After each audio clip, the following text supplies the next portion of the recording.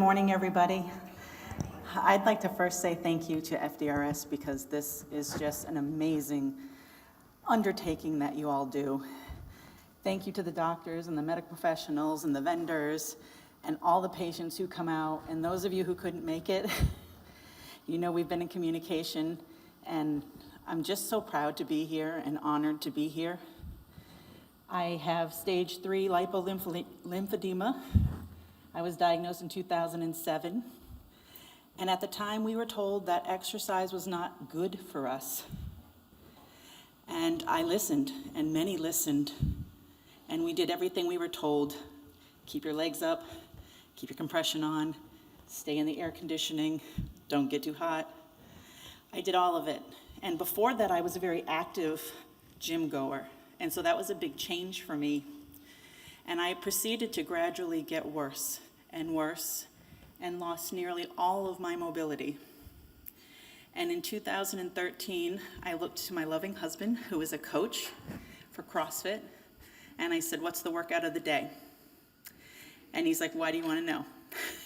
And I said, "Because if I fall, I want to be able to get back up again." And I know a lot of you know what that's like, because a lot of my friends online fall and have to call EMS or the fire department to come and help them get up. And I did not want to go through that. I did not want to keep feeling like a victim of what was going on with my body.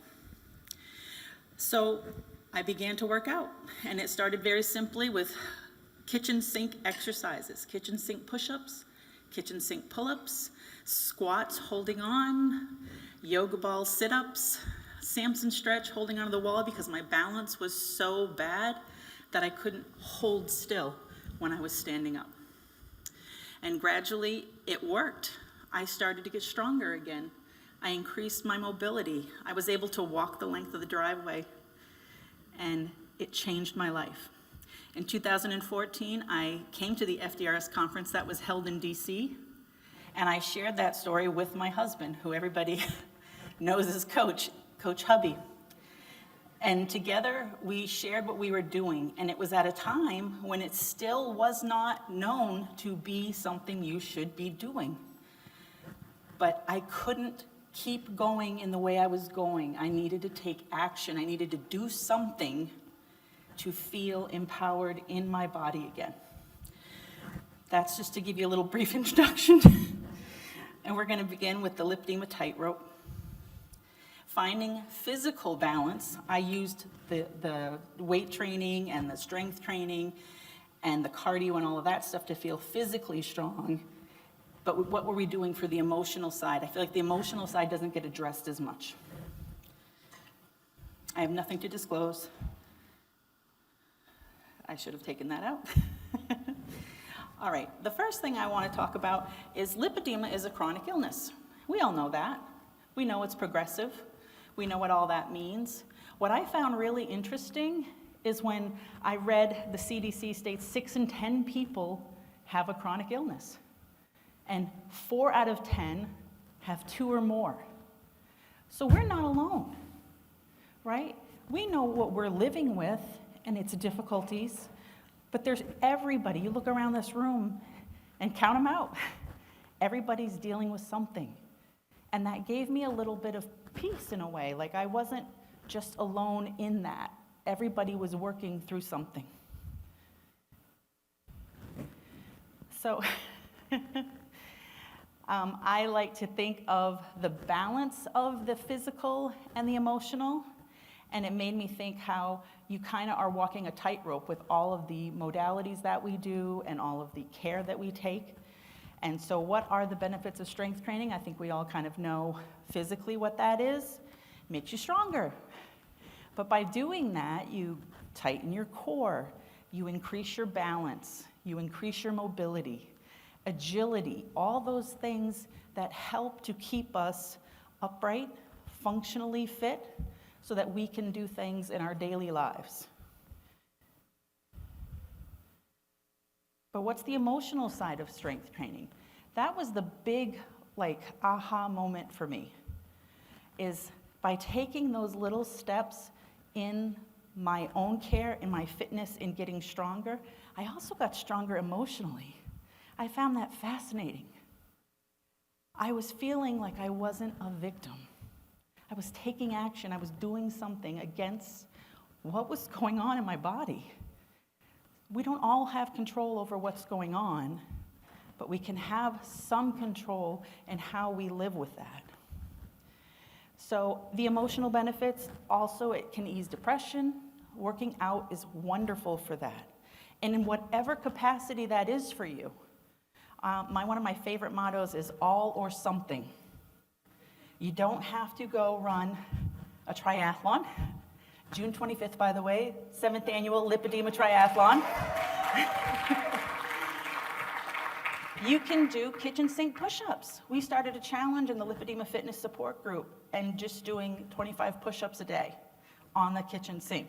If you could do them on the floor, that's great. If you can do more, that's great. If you can do 10, do them. And I was so encouraged to hear the responses from people. Wow, my partner noticed my arms today.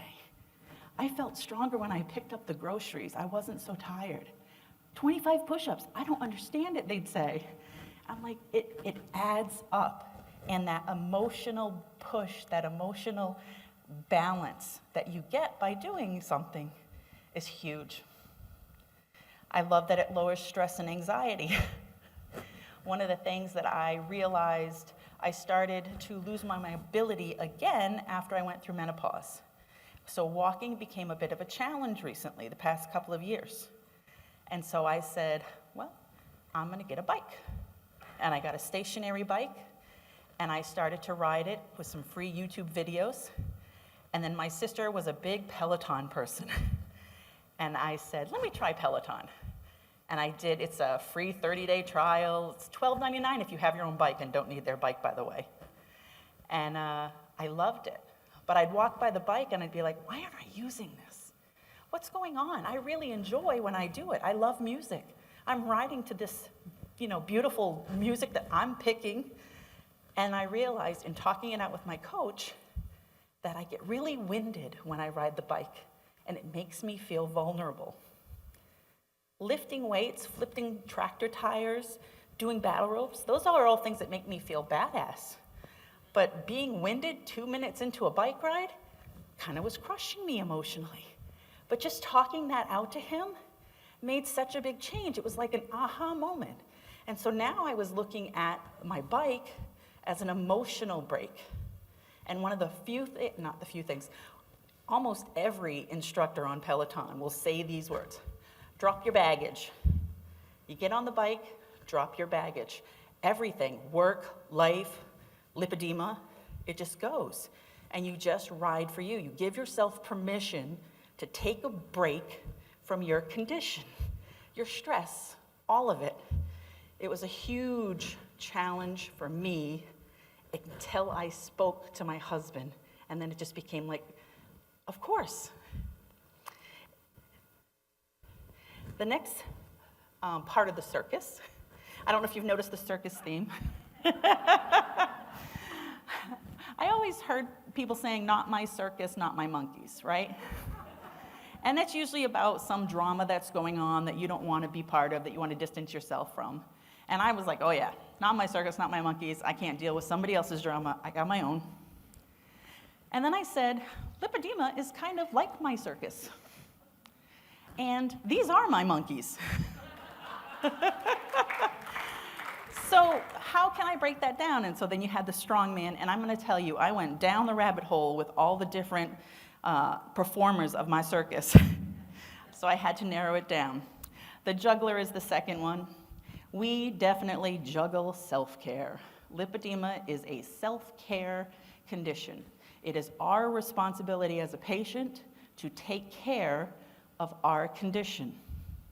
We have to seek out the doctors. We have to seek out what other people are doing that are working for them. Support groups are great for that. But understanding how you respond to each of those modalities that you try is really important. Just because lifting, a heavy bag works for me doesn't mean it's going to work for you. I've been lifting them for 9 years. So we got to find new treatments. We have to take an assessment of how that works. And there's always that level of fear when you're trying something new. As lipedema patients, we kind of live in fear. We're afraid chairs aren't going to seat us. They're going to have arms when we go there. We're afraid that we're not going to be able to walk to this conference room from our hotel room. And so there's lots of things that kind of go into that fear. And trying something new definitely has that fear factor. So you do have to find time to do all of the things too. I do a vibration plate in the morning. I do my pump in the morning. I do a massage. I do some fascial fitness stretching. I do some massage, the handheld massage, lotioning, compression putting on, 2 to 3 hours every morning. And then somebody says, oh, have you tried this? Well, I'd love to, but when am I going to squeeze that in? So it's about juggling. And it's okay to stop doing something. You have to assess how it's working for you. If it's not working, take it out of the routine. Add something else. But ease into whatever you're trying. Make sure it doesn't cause you to have adverse reactions. And the emotional side of managing self-care is sometimes you just have to let it go. You have to look at self-care, the traditional self-care. I'm going to paint my nails today. I'm going to take a bubble bath. I'm going to put my feet up and watch a movie. All the things that typical Sunday self-care is, we tend to think of self-care totally different. So some days it's okay to say, nope, I'm not going to put my compression on today. I'm going to sit for 10 minutes with bare legs on the couch, and I'm going to enjoy what that feels like. We need to seek out a good friend, a good support group member who gets us. Maybe you don't want to share that in the support group, but you make friends outside of the support group. You really have to find those people, your community. That's real important. Not every support group is for you. You need to start a gratitude journal if that's your thing. We just recently had Linda Ann Kahn on our Living with Stage 3 Live, and she gave us wonderful ideas for how to deal with the emotional side of lipedema. And one of the things she said, the first thing she does in the morning, step outside and take a breath of fresh air. I love that. Maybe you don't have an ability to do that, but maybe you could open your window, or maybe you could have the lemon water that she suggested. There's all kinds of wonderful tools that you can use that can hopefully help you when you need to take a break from lipedema. Because it's okay. I give you permission.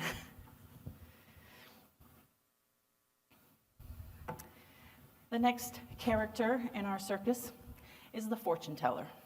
And we talked about that just briefly a minute ago.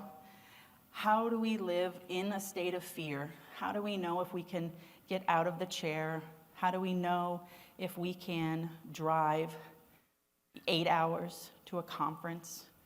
Or just how do we know if we can go do the grocery shopping? It's a constant living in fear that kind of eats away at you, and it's why it's so important to have the emotional other side of that, finding ways. So when you think about, can I take this new job that requires me to do this? We've all kind of gotten used to being on Zoom, working from home. That's all kind of coming around to the other side. And I like working from home. So I'm a little nervous. Will I be able to handle the huge flight of stairs to my office every day?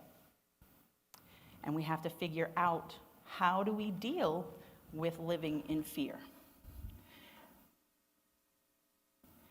We try to get some education. That can mean many things to many of you that are different from what that means to me.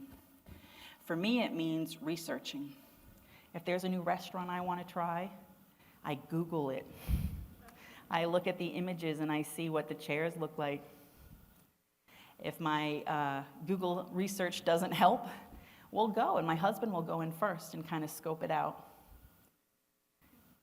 If I give myself permission to say, I can't do it today. I need to rest today. That's okay. You have to be able to take those breaks. Living with lipedema is a lot, and it can be all-consuming. So we have to find ways to make it less scary, and progression may happen. It's happening to me right now, I'm sure, as I stand here. But that's okay. We learn how we can adjust. If I can't walk as well, I'm going to ride a bike. I'm going to look for other solutions to try to help what I can't do. And you have to listen to your body. It's telling you things all the time. A lot of it is, yeah, I'm in pain, but can we try to figure out what the pain is? Did I eat a tomato and I shouldn't have eaten a tomato? Did I work out too hard the day before? Is my compression getting old and so now it's not supporting me the way it should? It's all these little things that we just have to kind of look at. And sometimes it's hard when you're right in the middle of it. You're living it and you don't know what's causing it. You're so ingrained in that pain. Talk to somebody. Ask somebody who knows you. Talk to somebody online. Talk it out. Sometimes, like the whole bike story, sometimes you figure things out as you're talking. So listening to your body is huge. Finding your balance is so important in all aspects, not just physically. Being able to squat like this, that's my favorite position because it feels good to my body. My hips are in the right position. My back is supported. I feel strong in that position. Not everybody can get into that position. You have to find your balance. What makes you feel strong? That's where we start. Some of you are very athletic already. Some of you can do the Lipedema triathlon, swim, bike, and run, all of it. Some of you can't. That's why we made it to be inclusive. Maybe you can just do the swim. Maybe you just have a bike at home that you can ride, or maybe you want to walk in your neighborhood. It's all good. It's all or something. All the balance stuff gets to the flow. Living your life. That's what's important. What do you need to do to live the life that you want to live? Do you remember what you wanted to do when you were little? Do you have ways of modifying what those goals were that you had that you feel like you can't do? If you don't have ideas and you really want to, hook me up. I will talk with you. I'm a great modifier, not just for physical fitness. I think it's so important. And I know a lot of you took a long time to get here today, deciding if you could make it. We've got wonderful people in mobility aids here. I saw a stand-up walker. I saw a bicycle walker. I think these are great. I think if you need those, you should use them so that you can come to things like this. You can go to the park and play with your kids. It's so, so important to not retreat. If you're somebody who's a musician, but you can't do that anymore, can you listen to it? Can you share it with other people that would like what you used to do? I would love to hear that. And I gotta say, a stage 3 people, we're in a critical place. We don't have the luxury of waiting for 20 years. We need things we can do right now. They may be little things. Hopefully they'll be big things. We have brilliant minds here, always working to try to help us. When I come to a conference like this, the biggest thing I take away from it, besides incredible friendships with people, is hope. I love to hear what the doctors are working on. I love to hear, different codes that are coming up, and soon our insurance might be approved, and there's injections that we can try, and, doctor yesterday saying BMI of 30 is not something that they look at. As somebody whose BMI is obviously over 30, that was huge to me. So you have to try to find ways to live every day and reach out to people that can help you do that. I'm going to end there in case there are any questions. Great. Thank you.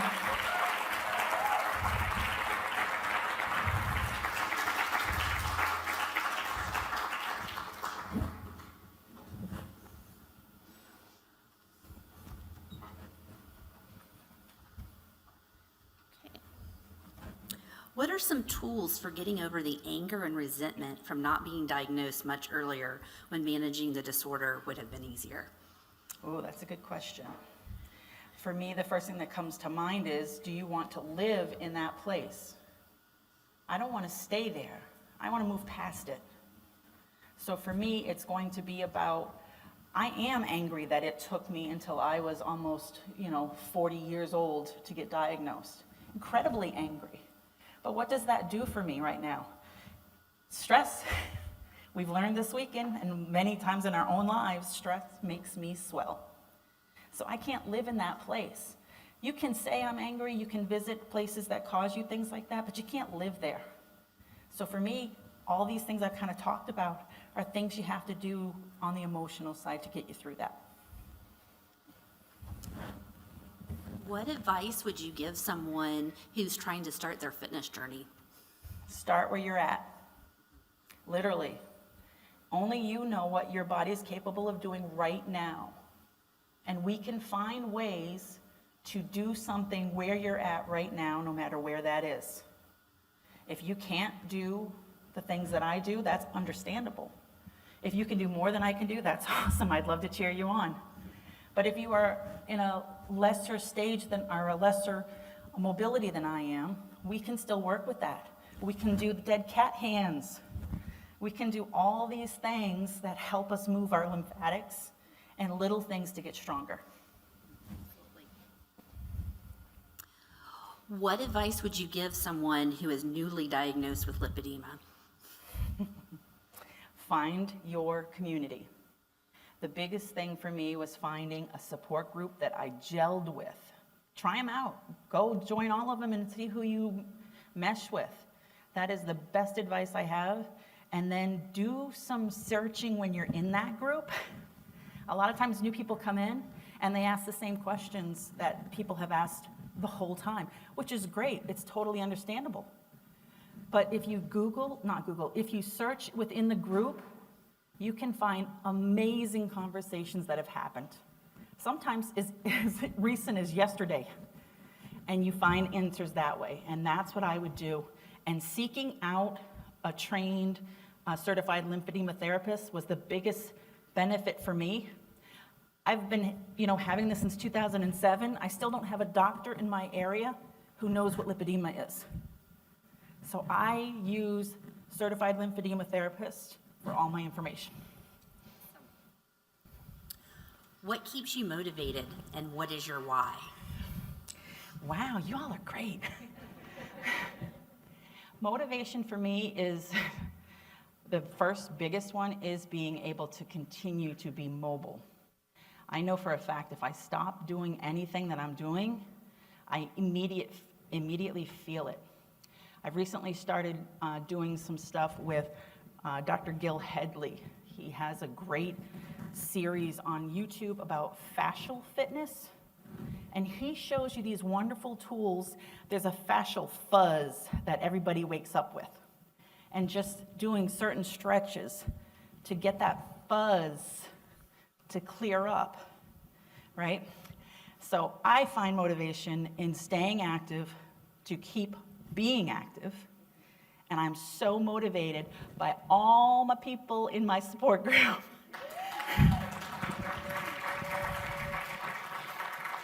And my why is there's no other option. I want to keep doing things. I want to come to conferences. I want to go walking with my husband when we retire on a beach somewhere. I want to be able to do that. That's my why. Okay, this might be my question. Okay. For you or for me? For you. This is my question for you. How did you come up with the idea to do the triathlon that you've been doing for all these years? Every year I would set up a goal for myself. And the first year was to do a 5K. Now, as somebody who couldn't walk the length of their driveway, doing a 5K seemed ludicrous. But quickly in doing the routine that we were working on with my husband and walking and improving, I did a 5K, like we started training, I think in March, and by May I did a 5K. And it was hard, don't get me wrong. He held the timer so that I could cross the finish line. It was very emotional. And so then I found that the Learn had their annual 5K that they did, and I did that virtually. I thought that was amazing that I could do it in my hometown. And I went to the track where I live, and we counted out laps and walked around it. And the next year I said, I want to do a lipedema 5K. I want to spread awareness. That's my goal. I just want to spread as much awareness as I can, not only for lipedema, but how important it is to stay active. I couldn't find one. So I said, you think I can make a 5K for lipedema? And everybody in my group was like, you're nuts. It's January and you want to do this for June as Lipedema Awareness Month? But if you know me, I'm stubborn. And I'm like, well, how can I make it inclusive? How can I let everybody who wants to participate be able to participate? I'm like, everybody swims. That's like the biggest thing we can do is get in the pool. Aqua aerobics, aqua jogging, all of it. So I'm like, 5K, in the pool, triathlon. So I had a friend who I trained with my husband, who's an Ironman. And I said, what do you think? Can I create a triathlon by June? She's like, yep. And we got together with our local YMCA, and they have hosted us every year. They close out lanes for us to swim in. They close off the stationary bikes for us to use. You can ride around our park if you want to be outside. They close off treadmills, and they have been incredibly supportive. But the very great thing is we wanted it to be inclusive. So we opened it up to virtual. And we have people in the Isle of Man and France and Australia that all do it with us every year. That's just phenomenal. Yeah. How many people? That's a really great question. I don't know. I'll have to check this year. I know we had sponsors for t-shirts, and we had to cut it off because we exceeded the threshold. But yeah, and so very welcome. I'd like to leave with a huge gratitude to the people that came and supported me.